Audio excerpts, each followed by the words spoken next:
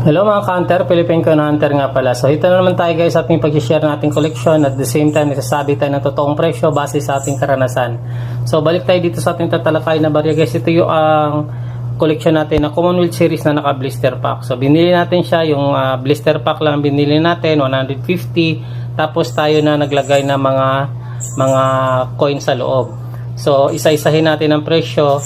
Dito pala pag sinabi palang Commonwealth Series guys, ang presyo po niya is 1937 hanggang 1945. So, dito sa 50 centavo guys, lahat pala dito ng coin na nakalagay natin is very common na mga taon. Pag sinabing common year sa Commonwealth Series guys, ang taon is 1944 at saka 1945. Yung 1937 hanggang 1941, mga semi-hard to find po sila. Iba po yung presyohan nun, medyo mas mataas konti dito sa mga kaysa 1944 at saka sa 1945.